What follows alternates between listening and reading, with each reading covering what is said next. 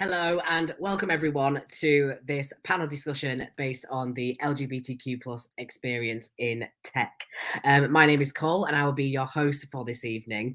I really wanted to put this panel together because I really feel it is such a great topic to talk about how the tech community is accessible, but can also make many more changes to be even more accessible for the LGBTQ plus community.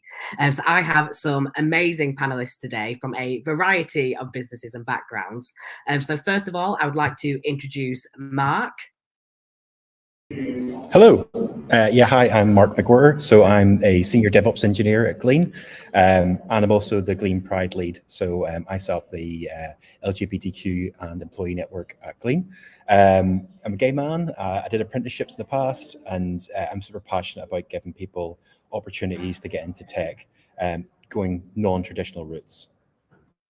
Amazing. Thank you, Mark. And I believe we also have Alyssa from Glean. Hiya.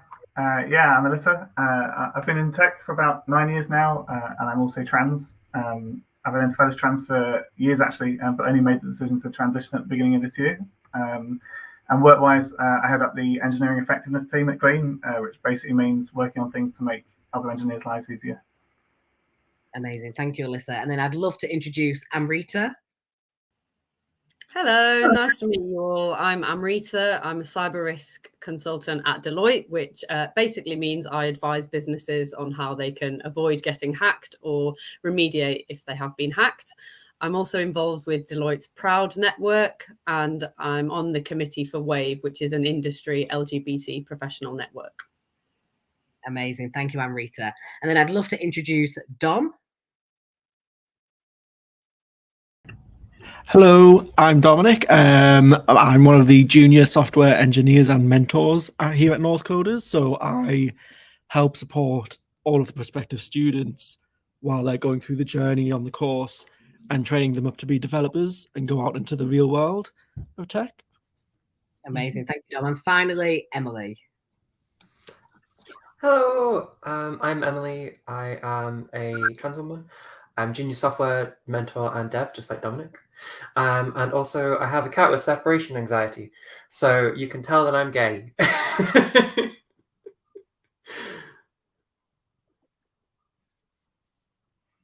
Amazing. Thank you all so much. So really to kick off this panel, I really want to talk about our own personal journeys. We've had many conversations between each other about our personal journeys into tech, but I think we've all had such unique experiences. And so I'd love to find out more about your individual journeys. And I was hoping could Amrita kick us off with that. Sure, thanks, Cole. My journey into tech. So I started off by doing a law degree because I was interested in, how do we fix problems in society? How do I understand the world around me? But then it was a bit of a shock after graduating when I worked in the sector for a bit, and I just found it wasn't the right fit for me. Around about this time, I was also starting to explore my queerness, and I just kind of threw myself into the queer community in Leeds, working with some lovely people, figuring out who I am and having a good time. And then after a few years, I thought, okay, but what am I going to do career-wise? And there were a lot of events happening in the kind of women in tech space, and all this messaging around we've got a skill shortage. How do we get more people into tech? So I did a coding boot camp at a rival. I did it with Sky so that I could do it in the evenings alongside work. And through that, I learned this amazing new way of understanding the world, I suppose. But I thought that being a pure software developer wasn't for me. So I chose to go and work in consulting.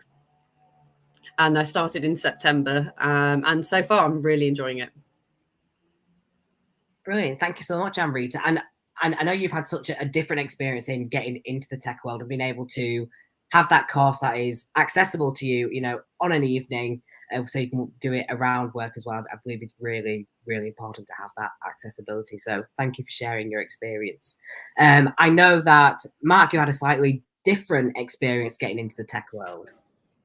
Yeah, absolutely. So I guess for those of you who haven't picked up on the accent, I'm obviously not from Leeds. I'm not a Leeds local, but I grew up in Northern Ireland, in rural Northern Ireland for that. Back where broadband was pretty much like dial-up. And I've been into tech for a very, very long time. Whenever I was a teenager, I started my first web hosting company. And I remember lunchtimes at school, really quickly run into the computer lab just to be able to, sort of handle customer orders and set things up. And I think that was a really sort of good foundation into tech and something that's really kind of helped me in my career now. But when I went to school, and I went to grammar school at that, university was really pushed down my throat, and I was actually the only person in my entire year that didn't do UCAS, that didn't do university, and just sort of said, I'm not going down that route. I don't think it's right for me. So I went and found myself an apprenticeship, and the apprenticeship again wasn't in tech. It was IT based, but it wasn't necessarily in engineering.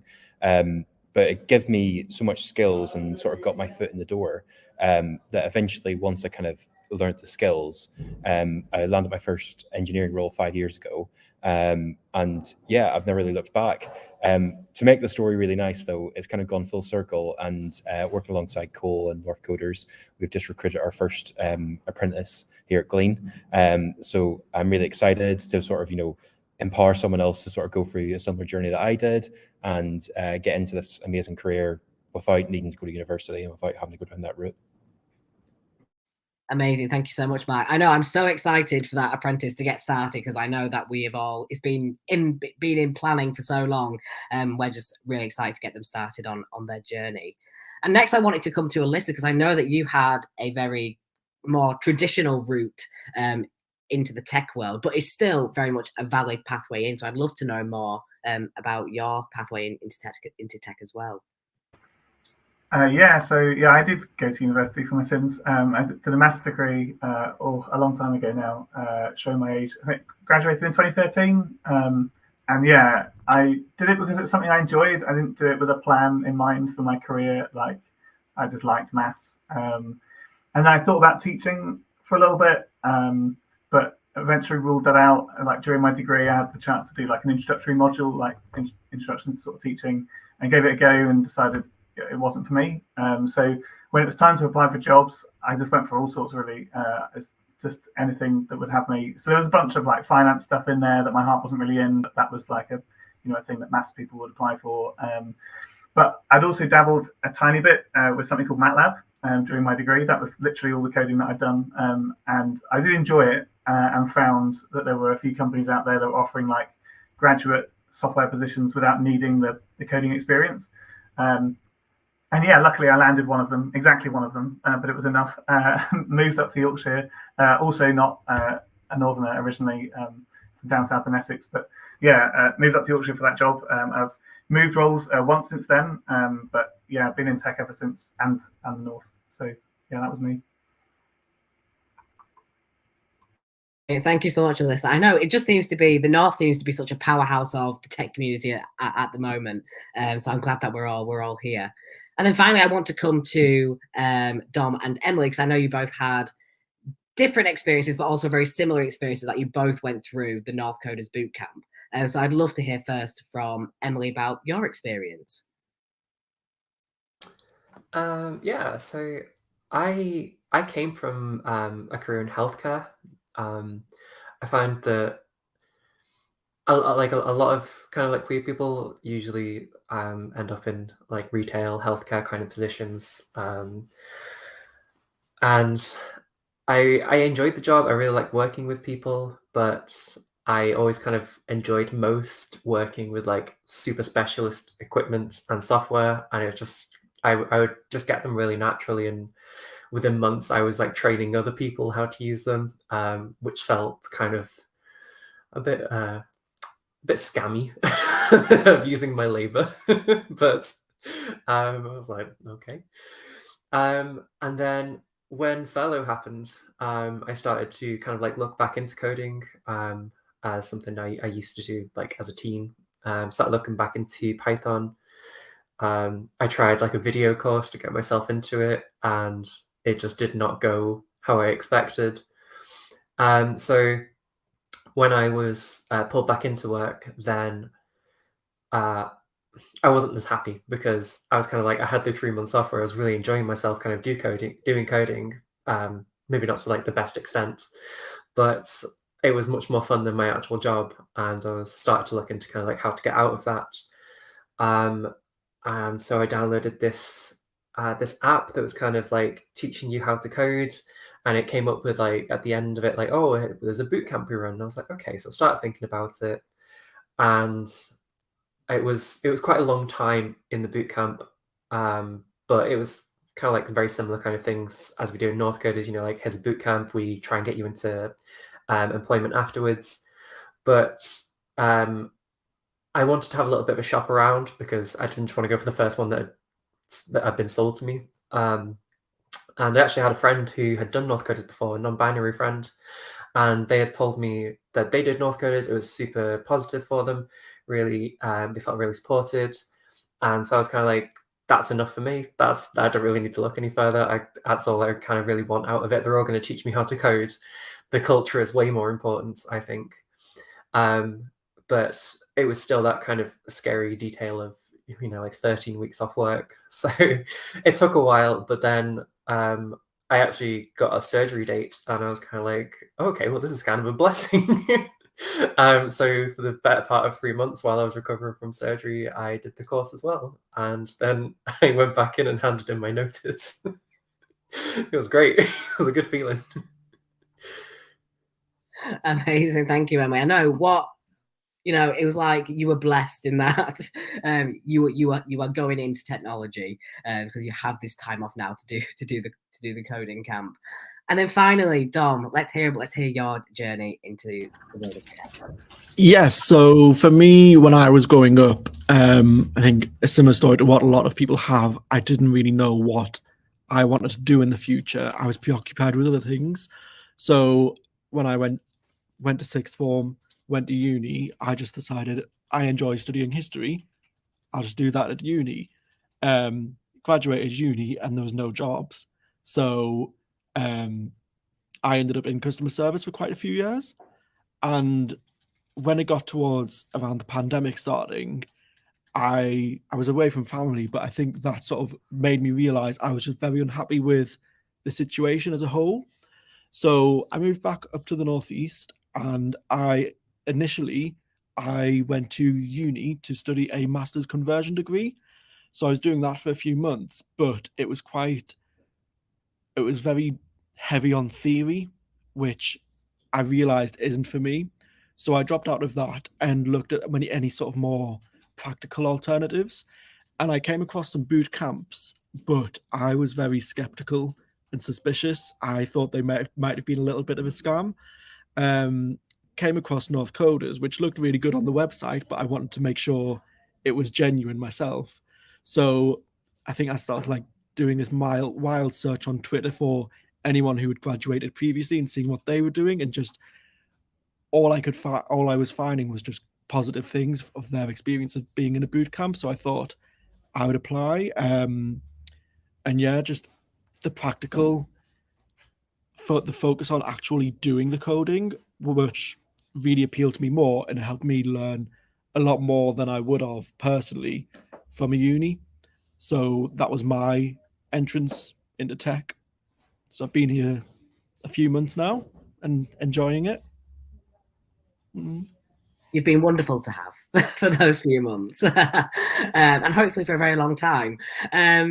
Brilliant. Thank you so much, Dom.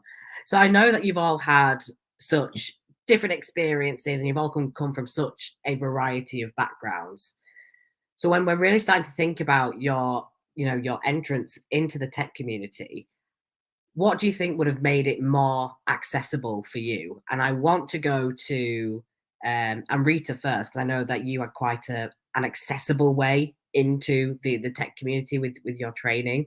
But how could have that been made even better? I suppose there's a big information gap, isn't there? So if you wanted to make it more accessible to different minorities, you could perhaps be more proactive in reaching out to those communities and advertising in the kind of places and community spaces that those groups access.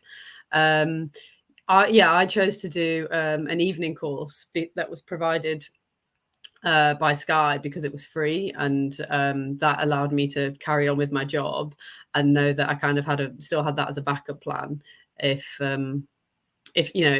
I decided it wasn't for me. So it's just about exploring all your different options, I think. And in terms of making it more accessible, you want to be able to see people that look like you either in the organization, but also moving on into senior positions. So you know that this is somewhere where difference is valued. And can I be sure that this is an inclusive culture where different types of people can thrive? And, most importantly, you want to have fun, right? Where you end up working and feel like you can fit in there. Amazing. Thank you, Amrita. And then I want to go over to Mark as well about this, because I know you took the apprenticeship route. So what made you take that route? And also, how could that become more accessible, for the next generation of us? Good question. That's a good question. I think there's so picking that route was, I think, a happy accident, to be honest. It wasn't something that I necessarily intended to do, because I think whenever, we're talking 10 years ago, whenever I applied for it, I think apprenticeships had a bit of almost like a bit of a view of being, you're going to be a plumber, you're going to be an electrician, which is totally fine. But that was very much the sort of view that that's the route you're getting into, and you're going to be paid as little as possible to do that. And that's really not the truth at all. I think it's almost like an education piece, I think, for those sort of schools and colleges and stuff like that, to sort of have more information on this, and almost encourage students to consider these as options, rather than just saying, oh, congratulations, you're doing A-levels, so that means you're naturally going to go on and do university then. Or just kind of accepting that, yes, I understand you get measured on how many students go to university, but you should at the end of the day be making or giving advice to students based on what's right for them. I think as well, a point that I think it's important to make is from an employer's perspective, and something that I've got quite a lot of abuse for in the past on things like Reddit and stuff like that, is when employers specifically say you must have like a computer science degree or a degree of a certain level. I think that instantly sort of just rules out people and almost directs adverts at a certain demographic. And I don't think that's necessarily fair for everyone. You should sort of bring people in based on how good they are as an employee, rather than necessarily how privileged they've been in their life so far. So I think having an open mind to people regarding their levels and supporting them, and alternative entries into these careers are so important. So I think a lot of companies should kind of consider that, and realize the potential of having people come in from a different route who's not the standard, I guess. And I'm not shaming people who went to university, by the way, in case anyone feels that. I think university's got a great place, and it's I do feel like I've missed out not having my uni days and not being a student. But yeah, I think it's career-wise, it's a great option not to do that and do alternative routes. I think you've really hit the nail on the head there, Mark, especially this disconnect between, what's happening in our education system to what's happening actually within the workplace and what employers are expecting. And I believe, as being a training provider, it's also our duty to really educate our local colleges and schools to, tell them these are the alternate ways of getting into, these amazing positions who have these amazing pathways, to really quite high positions. But even people who wanted to, stay a junior forever, that's also an option for them. So I think you've really hit the nail on the head there about that kind of that disconnect. And really continuing that disconnect, this panel, we had a discussion based around how it is Pride Month. Happy Pride Month, everybody. But how some companies can use this to showcase their performative allyship. And by what I mean by performative allyship is basically when a company will, make their logo all rainbow and LGBTQ plus friendly, but actually they're not doing much else in the other 11 months of the year. And that's something we call rainbow capitalism. So really thinking about the workplace, I'm going to take this to Emily first. What would you expect from an inclusive workplace? I believe we've had a chat with Amrita about this as well, but one thing Amrita brought up that was just kind of like light bulb, obviously kind of moment is healthcare. Like I don't feel like I'm taking Amrita's words out of her mouth, but it's such a good point that I never even considered. Living in this country is, you do have the NHS, and while it's not a perfect system at the moment for various reasons, there is kind of like, you always do have some kind of healthcare there, but like healthcare is more than just being able to go to A&E at midnight because you've broken your leg. Healthcare, especially for queer people, is so much wider. And so it needs to be thinking about stuff kind of like paid time off for surgeries for trans people, and otherwise, to be honest. Mental health kind of providing. I have tried to access mental health through a work insurance before and been denied, which is quite annoying. But like a lot of these things, they don't just benefit like queer people. They benefit literally everyone who has these kind of issues. And so by us kind of like fighting for this thing, it's not just kind of saying, oh, we think we deserve these things. We're kind of saying everyone deserves these things. But you kind of didn't realize it until we came and said it. So yeah, I guess a lot of this stuff kind of looks and sounds like inclusive policies and all this kind of stuff, but it's just kind of like normal stuff, but it's being excluded because of the ties to LGBTQIA people, which is quite frustrating to see. Yeah, we've all been in workplaces where we have experienced that, where a workplace can advertise that they are LGBTQ plus friendly, but actually there's nothing in place, say healthcare, for instance, such as, access to mental health care. I think that's really important to, for companies to really start to think about and have that within their people policies. But I know, Amrita, you have a very different view on that as well, because you've also got different intersectionalities within your identity as well, and how that can affect you as a queer person in the workplace. So how can a workplace become more inclusive for you? So, yeah, good question, isn't it? I suppose you want a workplace to kind of see the value in and include all different kinds of intersectionality. So I'm just trying to think of some different examples of things I've seen. So you have the kind of classic model of workplace networks where people can go and kind of connect and with people who may, have those overlapping intersections. So at Deloitte, I'm in the Sikh network, the multicultural network, as well as the LGBT one and the neurodiversity one. And then having we have these sessions called lunch and learns, and that was a way for me to kind of feel that recognition, because they would have a talk on, say, a panel of different LGBT people of faith talking about their experiences, listening to a gay rabbi talk about what faith and sexuality means to them, or ensuring that there are LGBT plus events during Black History Month. Having a queer iftar during Ramadan, like different ways that you can engage as an employee and see that people actually care about these different parts of who you are. And then I would just, totally agree with what Emily's saying. When we're looking at the benefits package, which employers offer, you want, you want them to recognize different ways of life. So, trans healthcare as part of health insurance is brilliant. Or, with the kind of, sick leave for your next of kins, I've often thought, okay, well, if I'm poly, are you going to allow me to get, to support more than one partner? Because traditionally that model is only recognizing the, your kind of classic monogamous relationship. We're seeing a lot at the moment in the US where companies are saying, in response to that horrendous Roe v. Wade decision, they're saying, look, we'll pay for you to get an abortion. Like, these are the ways that your company can demonstrate we value your difference, even if the legislation and the culture in the country isn't valuing who you are.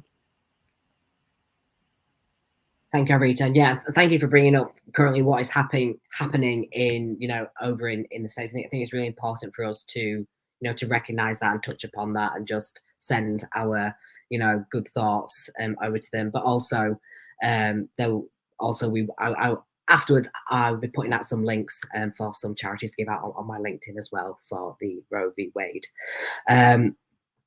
In regards to being inclusive in the workplace, I wanted to also pop over to Dom as well, because I know that, again, having a very different experience of a different route into tech, how do you think, you know, your workplace or any workplace could be more inclusive for you?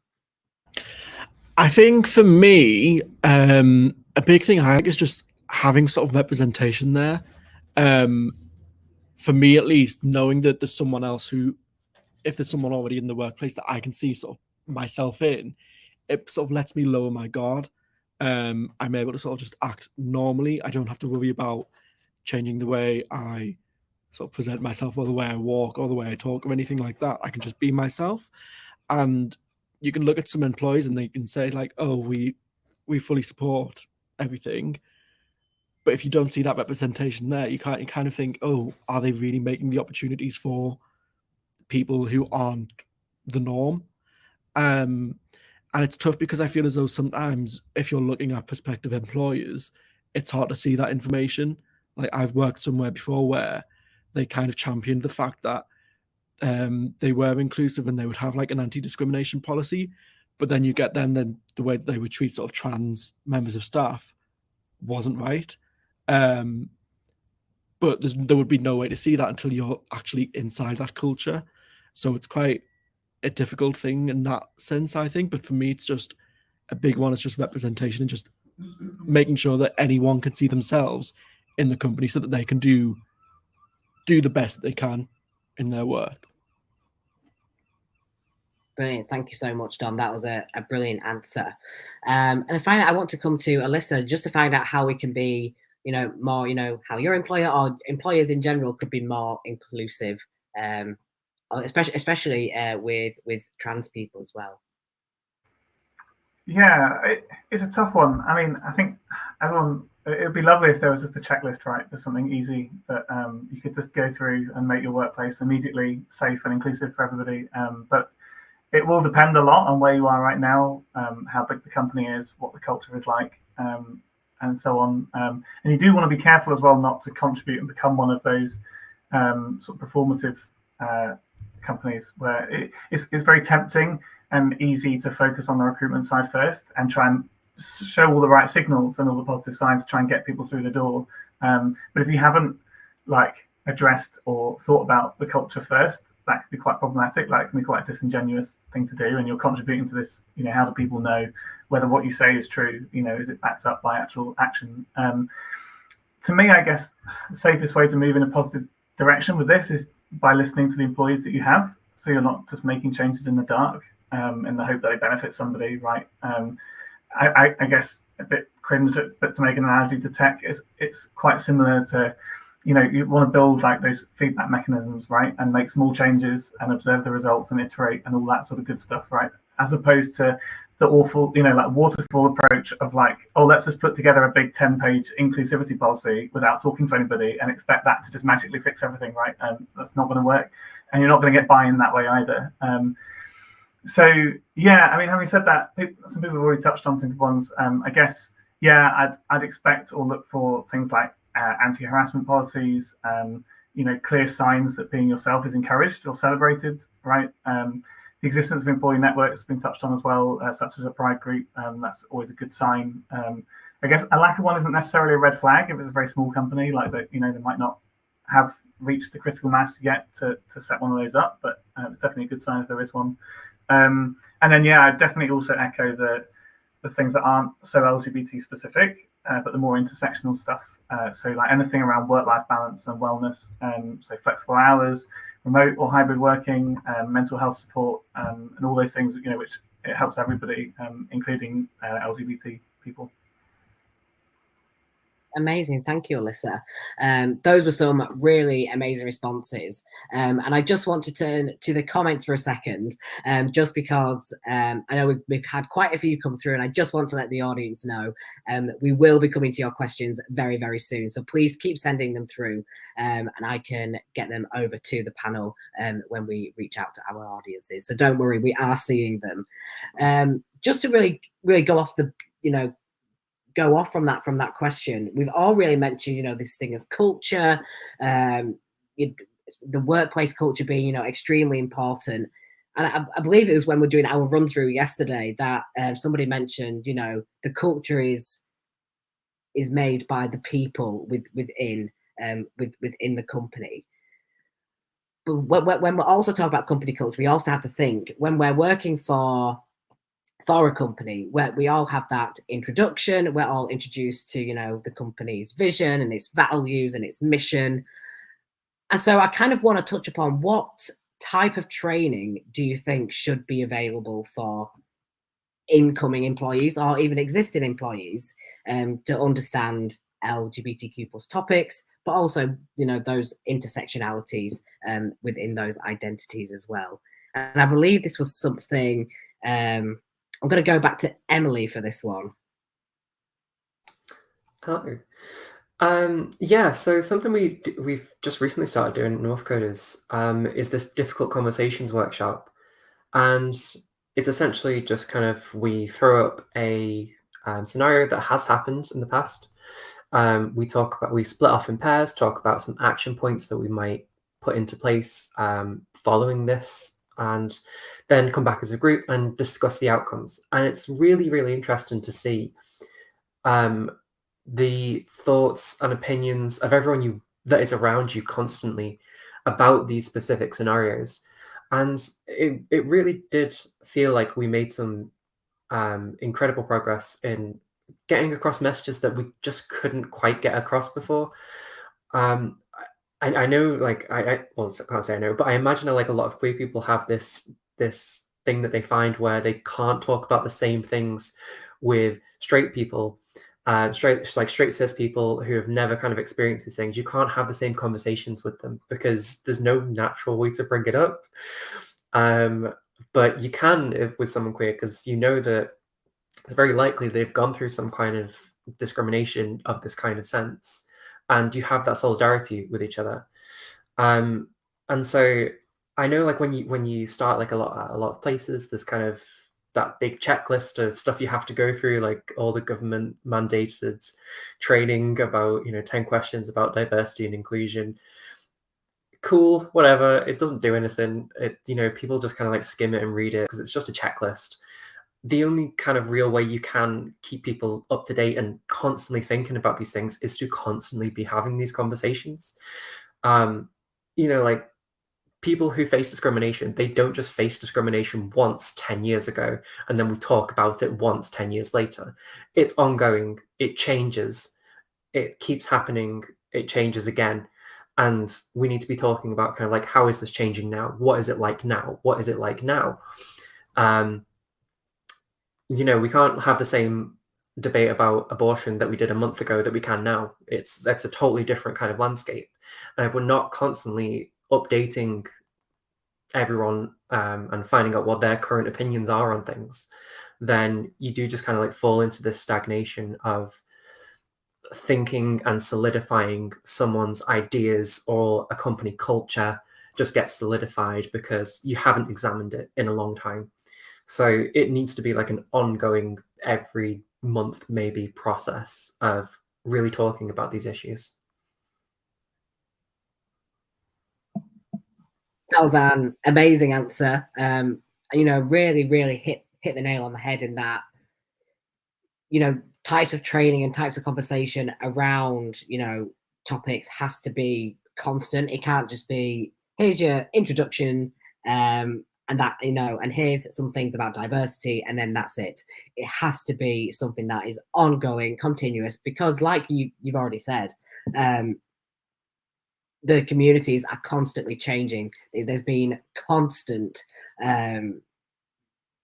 discrimination, especially nowadays, where it just seems to be happening everywhere, no matter, you know, where you're from.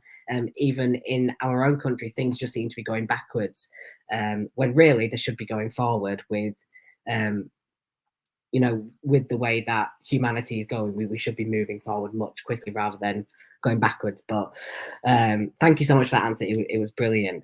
And then I really want to turn to Mark as well to find out, especially from a bit of a higher position within tech, what do you want to see from your employer, but also what do you want, you know, to have within your own team? What do you want to implement?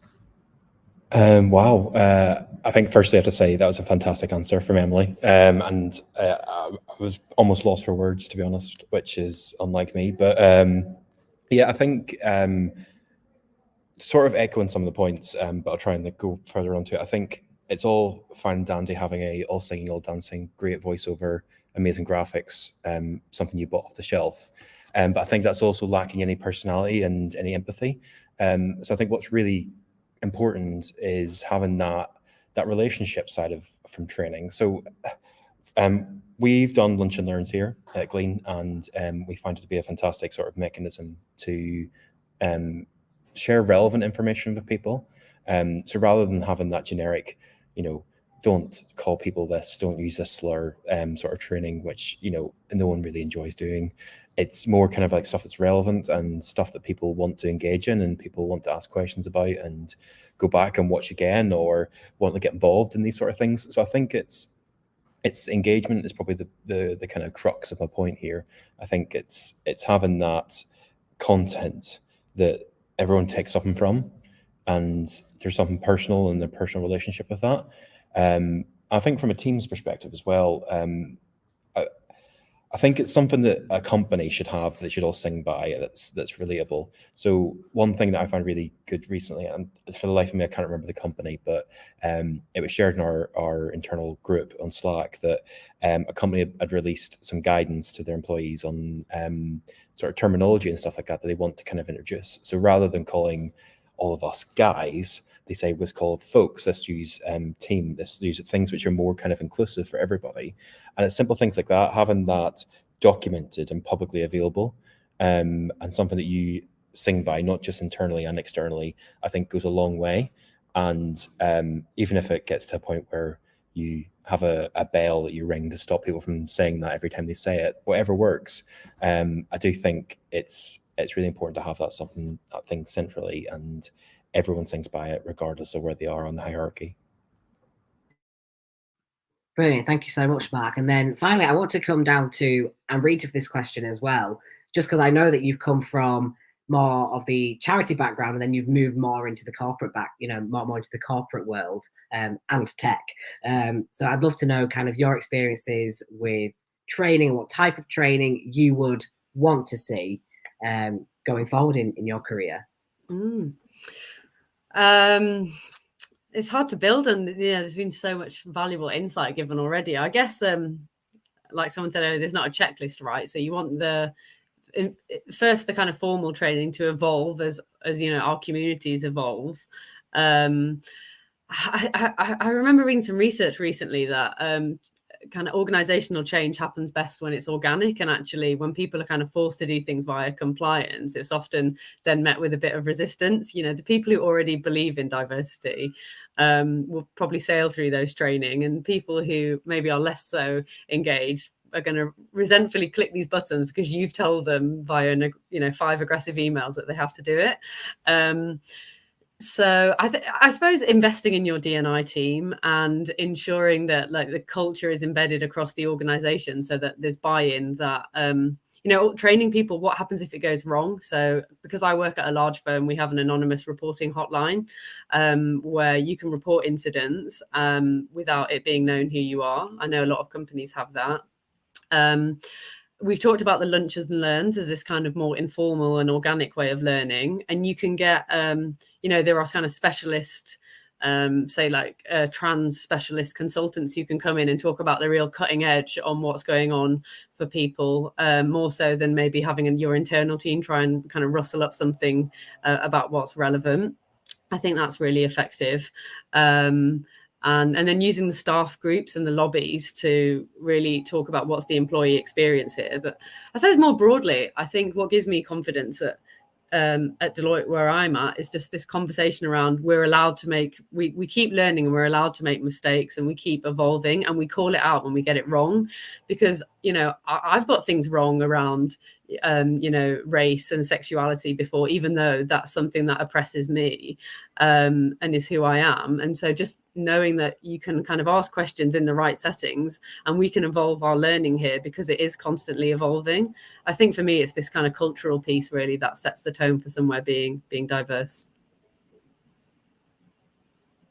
Brilliant. Thank you so much. And again, another amazing answer. This is such an amazing panel.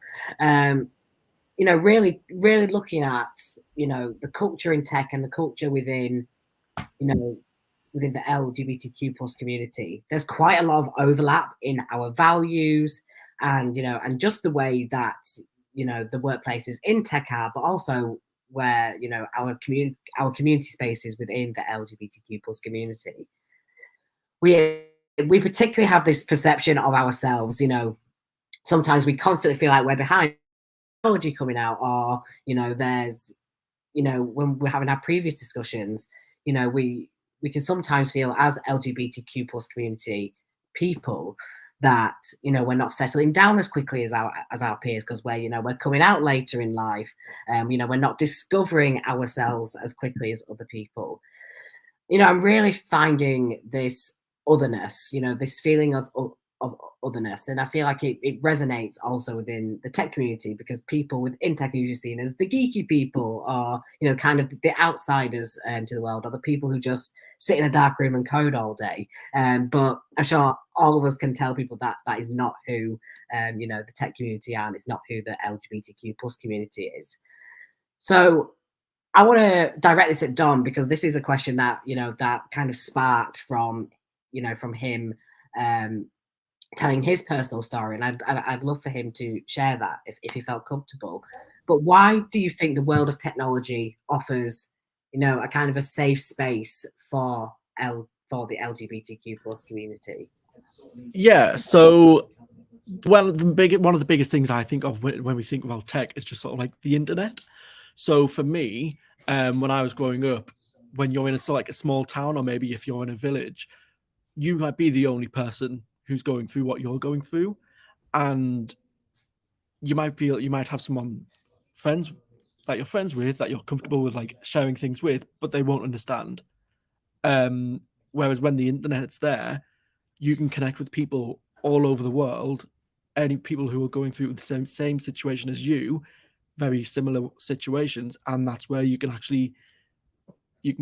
come to terms with the fact that you're not on your own. I think a lot of stories that you hear about are where you'll have people from this community who are in small towns, in small villages, feel lonely, and then they move to the big city, and then they find their community. Whereas I feel as though the internet sort of helps that a lot more. You can actually find your community while you're separate. And then on top of that, you don't actually have to tell people everything about yourself. There's a certain level of anonymity in the internet. If you're not comfortable with, if you're maybe not coming to terms fully yet with part of your identity, you don't have to share that with someone. Whereas in person, sometimes you would get people saying, "Oh, I know you're like this," or they think you have to share absolutely everything with them.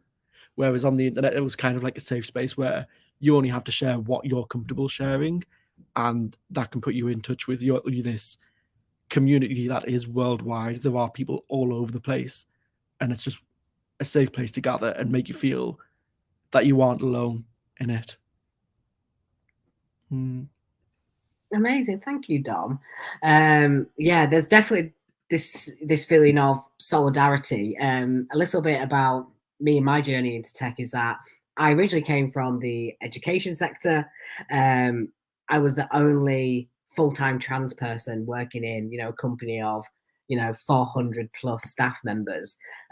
Whereas when I made the move into tech and joined North Coders, I was amazed to see so many out LGBTQ plus people, but also so many more people like me who are also in the trans community.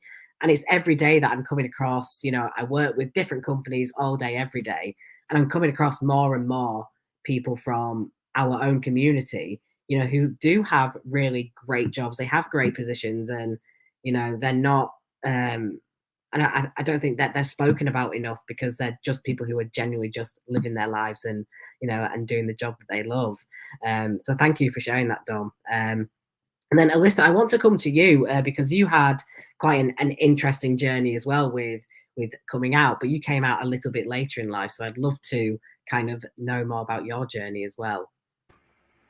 Yeah, I guess the key thing that sprang to my mind when you're talking about like the otherness, I guess, was imposter syndrome. I think imposter syndrome is something that's talked about a lot in the tech community. It's something that we know people experience who are working in tech.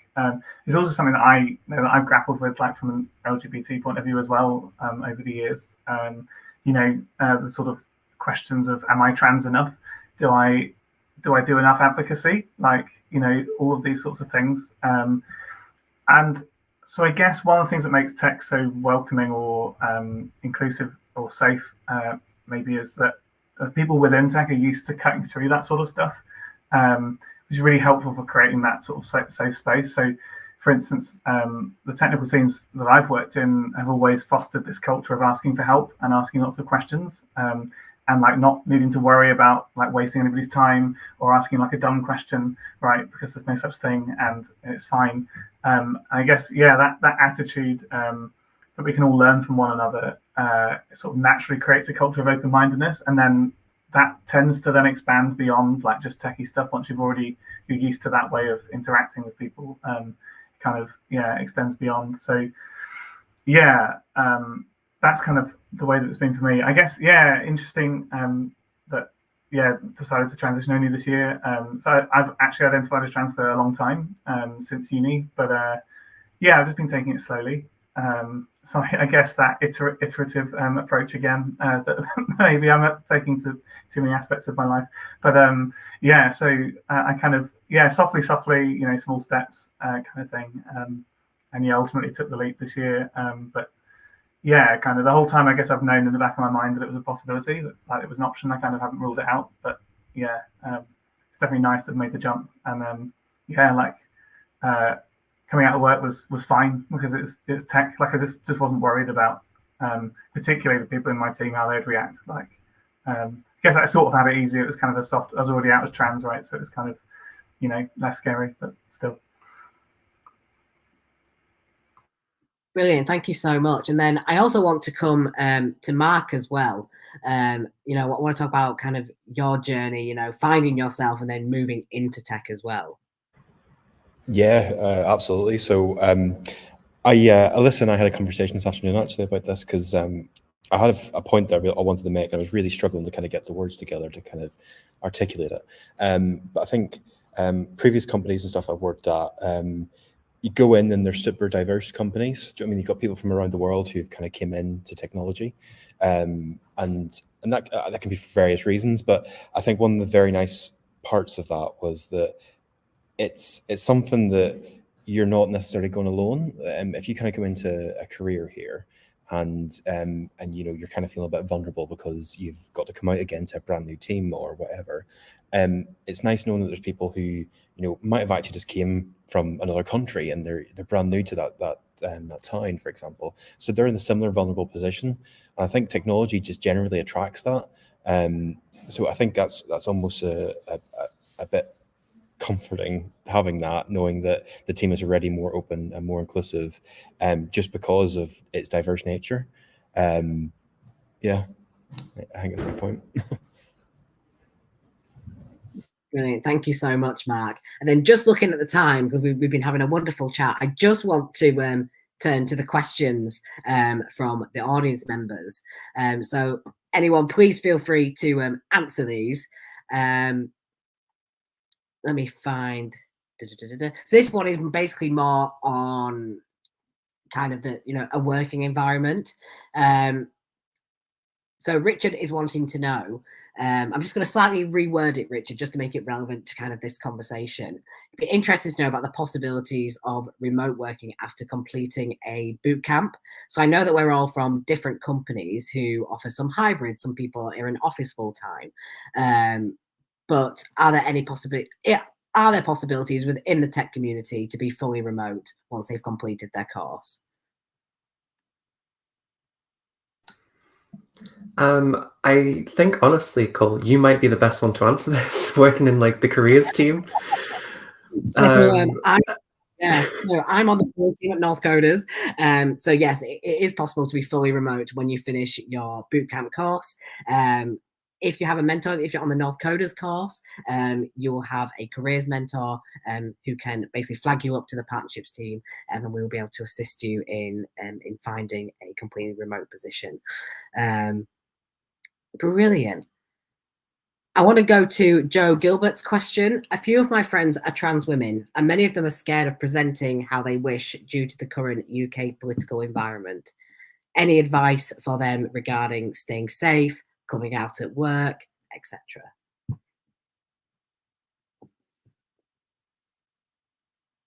going to point to either Emily or Alyssa. It's really hard because it's so personal. I don't know. I want to be able to say like just do it, but you have to move at a pace that's comfortable for you. I think that's a really important thing. So one aspect I think of feeling safe is feeling confident and comfortable. And like if you're still in the early stages of exploring something, then maybe putting yourself into a very public situation very early on might be something to at least think about before going ahead with. I guess I'm trying to think about what I did. I was cross-dressing for years, like in privacy, like of my own home, before doing it in public. And then 1 year, my company at the time had a office party, and I just went all out and just turned up one day without kind of warning anybody. That was and that worked out great for me. It was a lot of fun. I don't know. It could have gone differently, but I mean, I've worked in the company for a long time. I kind of knew the people. That was like a quite a good space because it was it was a social situation with lots of people, but it was a lot of people, all of whom I knew. Like the parameters were like fairly controlled. So it was like a good introduction, I guess. And I guess also so far, I've been lucky to not have experienced at least any physical sort of violence against me in the way that I've presented, and that's possibly just luck of the draw. But I mean, that gives me confidence for as long as that doesn't happen. I get sort of comments or car sounding horns or that sort of thing, which I've learned to shrug off. But that just, I guess, has come with time. And I guess also maybe it helps being out with other people who you trust as well and not being on your own. But it's tough. I don't know if any of that helps. I can weigh in a little bit as well. So I came out like way before I came into tech. So I was working at a large supermarket before, not to name any names. And my whole process was that I took 2 weeks off work, left with a large beard and came back looking like this. And I was just kind of like, just disseminate the information as you see fit. Everyone was really surprisingly supportive. I had one person who essentially rage quit their job and early retired because of me. But that was purely because everyone else was so supportive and they just couldn't believe it. And it just kind of like raged them so hard. As much as the UK political environment is kind of terrible at the moment for trans people, the majority of people are still very supportive. Maybe they kind of like have their heart, they have the heart in the right place, but they might do the wrong things. But most people are supportive of other people. People want to be good. I think a really nice safety net is where you work. If you work in a larger company, you're much more safer, even though there's more people. But being at a larger company, they do have kind of like stricter discrimination policies. And I'm very much willing to enforce those to avoid a lawsuit. So kind of use that to your advantage. Yeah, that's kind of all I really have to say on that. Brilliant, thank you both. Then yeah, just to reiterate from another trans person as well, the haters are very loud, but like Emily and Alyssa have said, they are very few and far between. A workplace is a really great place to fall back on, but then also there are lots of trans groups out there, trans friendly spaces. There are lots of them in Manchester and Leeds, and I'm sure there's plenty across the UK as well. So I really recommend finding a group for them to go to as well. In terms of staying safe, especially on, say if they're on a night out, going out in groups, making sure that you're looking after one another like you would always do, and make sure you've got a taxi home and things like that, just to make sure that you're staying safe. But we hope that they do feel comfortable enough to come out in their own time, and that they have a really great journey. We've got time for one more question from the audience. So many employers advertise that they are LGBTQ plus friendly. How can job seekers assess whether this is genuinely embedded in the culture, not just a paying lip service / PR? Anyone can take it. I feel as though it's quite a tough one, because I think like I said earlier, it's kind of like you've got the outside presentation of a company, and then what's behind closed doors is kind of hidden away, so it can be quite tough. One thing I would do is, a lot of companies, because they're on LinkedIn, and on LinkedIn you'll have a section where you can sort of see people who work there. Obviously, if it's for a massive, huge company, it's not exactly as easy to do, but I would look through sort of people who work there, and I feel as though a lot of people from like LGBTQ plus community are quite open on LinkedIn about that a lot of the time. At least the ones that make me feel quite comfortable. And looking through that people list, you can kind of see, you can sort of like see through the door a little bit, and you can see if there are sort of a lot of people who identify a similar way to you. You can see if there are like quite a few of them there. If there wasn't anyone there at all, to me that would make me think, oh, it could be a bit disingenuous. Yeah. Brilliant. Thank you so much, Dom. And then just looking at the time, going from that, looking into, a company from the outside, so it kind of delves quite nicely back in. What does an inclusive culture in tech mean to you all as individuals? So I want to start with Mark. Ooh, wow. I think it's the community feel of tech. It's very, if you kind of think of other sort of careers that people take, and I'm not going to name names of some of them, but it's very rare that you kind of have a career where it gets to 5 o'clock or it gets to the point you're leaving the job and you actually want to continue it. So there's so many sort of meetup groups, there's so many things that happen in our community. People do hobby projects, people, code in their free time. All of these things kind of build this inclusive kind of community feel to it. It's very rare you get that. You wouldn't necessarily, want to work in a restaurant and, want to go to restaurant meetups and things like that. It doesn't necessarily happen because people just don't have the same kind of sort of feel about it and want to learn like things from big collectives and almost have a degree of group therapy from it. But in technology, that's everywhere. There's every city has them, and I just hope there's more because I think they've got a real important place in our community. Amazing. Thank you, Mark. And then I want to jump to Amrita.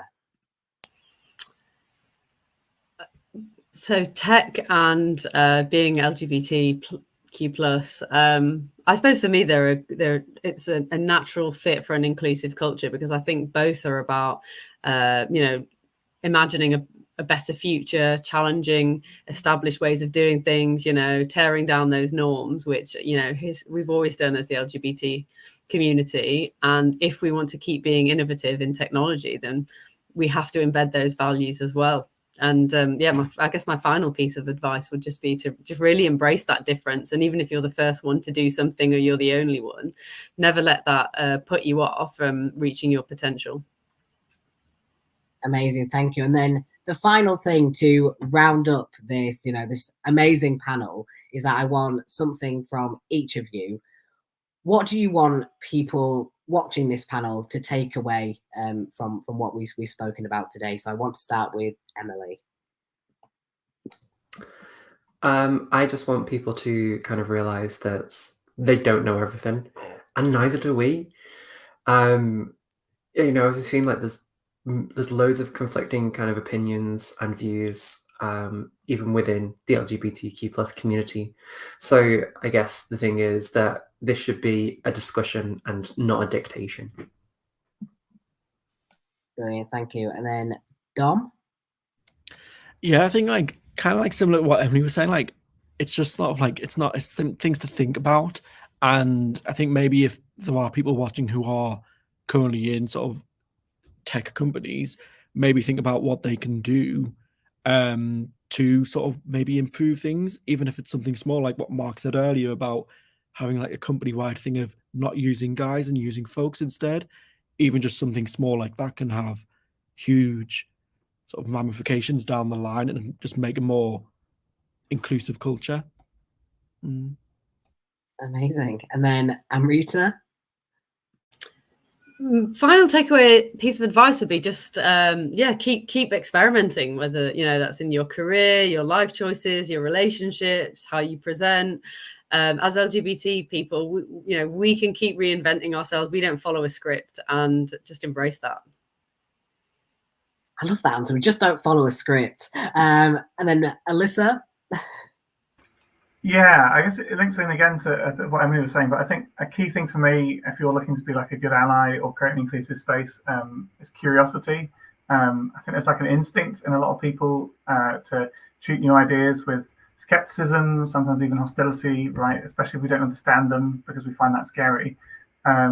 If instead we can take the time to ask questions, and I mean like real questions, you know, not questions to try and win an argument, or to try and catch someone out in a gotcha, like, you know, what's the definition of a woman? Oh, you have to think about it. Gotcha, don't you look silly? Like, not that. But, you know, questions where your only aim is to just actually genuinely try and understand more about the other person and their experiences. And yeah, I think if everybody did more of that, it would go a long way. Amazing, thank you. And finally, the lovely Mark. Thanks. So mine is very much about sort of what a company has whenever you're looking for new employers. So this is very much from a personal sort of perspective. If you're looking at a company and from the outside, you kind of think, oh, it doesn't necessarily look to be inclusive, or the culture is missing something. Don't fear that. I think that's a fantastic opportunity, and you should really embrace it. Go in, and if you feel comfortable, make that change, get that network set up, start sort of getting groups together, attend Pride if you think that's appropriate, and, you know, just sort of do what gives you the support that you need, because eventually that will help someone else, you know, feel included in that new company. Brilliant, thank you so much.